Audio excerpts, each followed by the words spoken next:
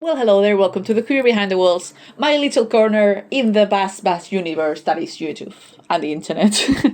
And on this video, I'm going to talk about things not to say to disabled people.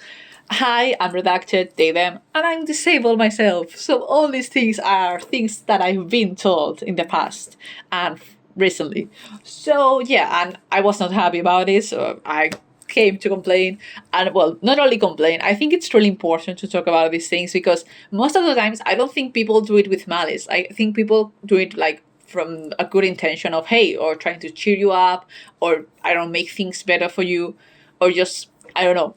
They don't do it with malice most of the time. They sometimes it comes from a place of ignorance. So I think talking about these things it's important. Mostly like if people have more knowledge of how these things can affect people, on how despised they are amongst the disabled community, maybe they're really like, oh, maybe I shouldn't say this, you know? So I'm gonna start with something a bit strong. So trigger warning for death and mentions of suicide. So if you need to skip, I will put a timestamp on the video, like you can see it on the screen. You can skip it.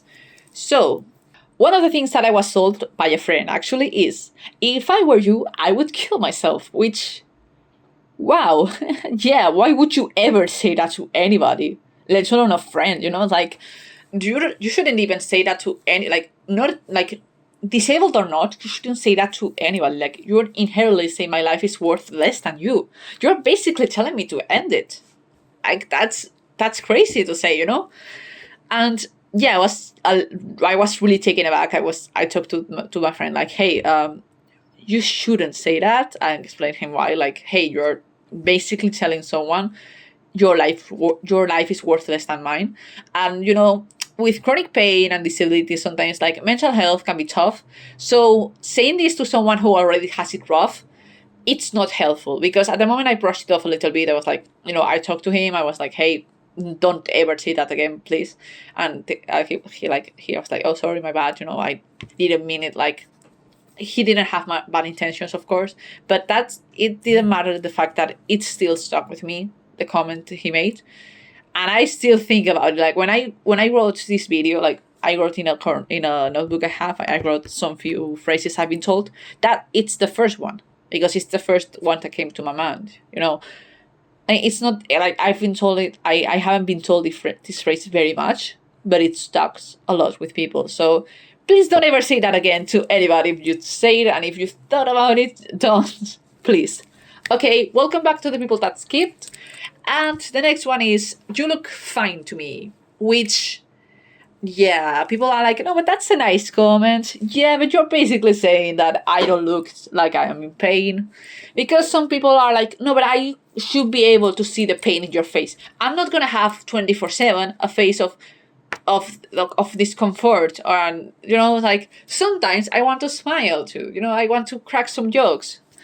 It's like you're basically minimizing the pain and the reality of the person because they don't match your expectations of a sick person, of a disabled person.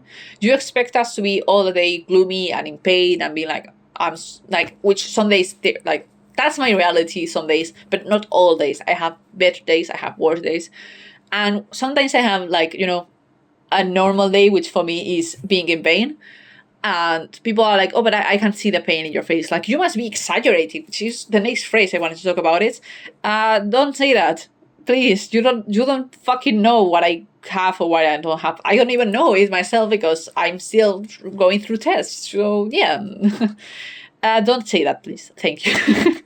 It's so frustrating because they're like, oh, but I cannot, like, you must be exaggerating. Yeah. Because, yeah, I just love going to the doctors and spending my hours and my time and my cash sometimes on things just, for fun. I don't know, like, why would you, like, people are like, oh, you must be faking it, you must be exaggerating it. Why would I do that? It's like, oh, you just want attention. What attention? It's like, dude, what attention? I lie in my bed, cry myself to sleep because I'm in so much pain some days. What fucking attention? It's like, well, anyways, moving on because I don't want to get too upset.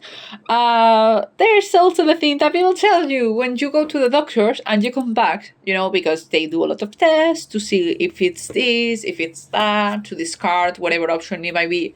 the usual procedure. Like if you've been through this, you know. So basically, when you come back from getting your test done, and everything comes back perfectly fine, everything is awesome actually, and family members, friends, or whoever are like, "Oh, your test came back fine. That's great. That's amazing. You must be so happy right now." Guess what? No, I'm in despair right now. I am actually really really sad because I was hopeful to get answers.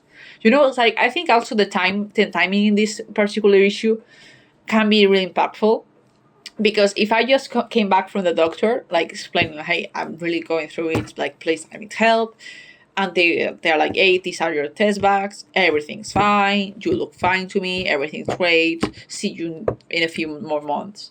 That's devastating for someone sometimes, because I need answers. Like, I'm actually going through it with for example, my academic life, because I cannot perform as well as I used to. Like I had in my personal experience, like I've been dealing with pain for years, but it wasn't something that incapacitated me as much as I am being incapacitated now for doing certain stuff.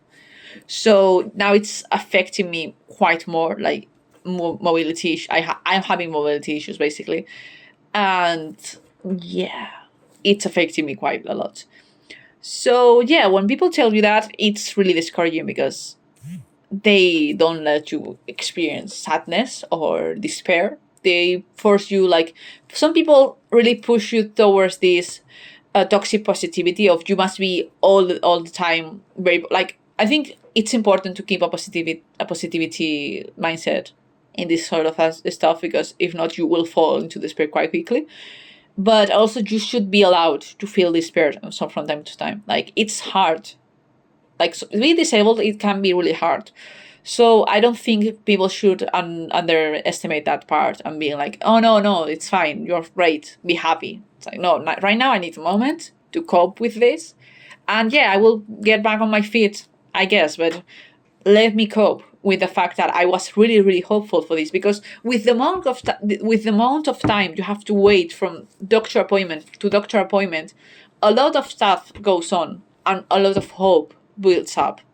And I fall into that every time. I get hopeful every time, and every time it's really crushing, because all the hopes you had feel crushed at that moment, and then you will build it again. But at the moment, you are feeling quite a lot of despair, and I feel like I'm going into circles. So we're gonna move on. And another thing that people tend to tell you, it's the famous, "Have you tried drinking water?" Please stop telling me this. No, I haven't drank any sort of water or liquid in the last 5 years. Actually, I haven't anything. No, but like, people have told me, like, teachers, family members, friends, like, no, what? Yes, I've drank water, like, or and I'm seeing water as an example, but some people are like, "Oh, but have you tried, like, I don't know, doing yoga or Pilates?" Like, people are so fucking insistent with Pilates. Like, I don't know what the hell is wrong with me. And oh yeah, go to the gym. That will fix it. I'm not as active as I used to be. I'm still forced to be active to my studies, because I have to go to my university, and I have to walk a lot. So yeah, it's really fun. But I was really active. Like, I did a sport and I really enjoyed it, and I had to stop due to my pain. I got dizzy. I fell all the time.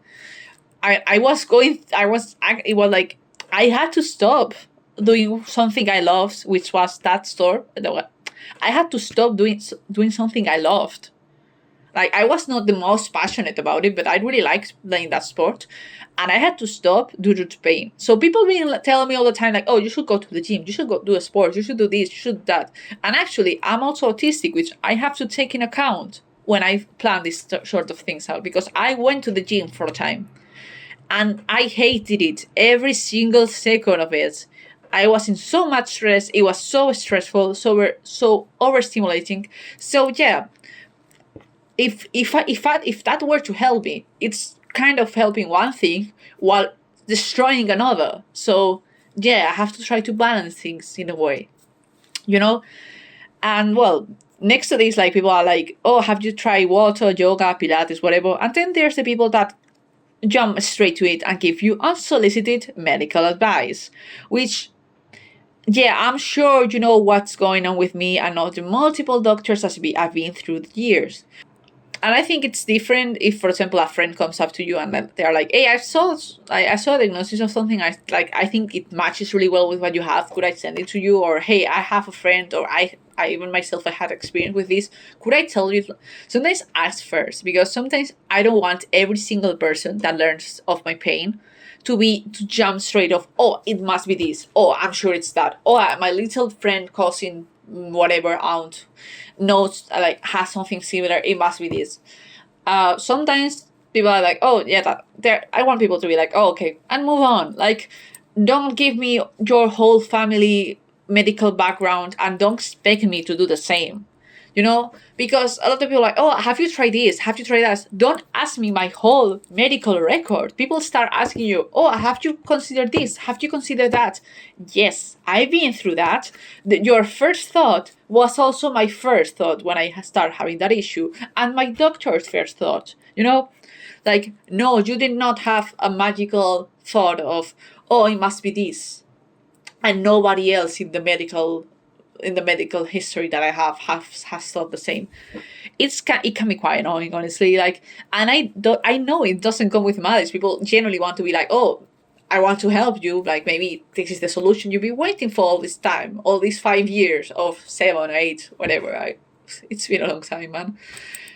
So yeah, it's like, I don't think it comes from malice, but it gets annoying when every single person you talk to starts giving you unsolicited medical advice. And, oh, you should do this, or you should that. That's this medical, like, remedy. Not like, I don't know. It gets tiring. I think it's complicated because a lot of people, like, if you're not disabled yourself, sometimes you won't get to experience it. I think a lot of people learn a lot of stuff about disability once you become disabled yourself, or once you gain conscience about being disabled because you didn't notice all your life. That can also, you might be disabled through all your life and notice quite late. That happens.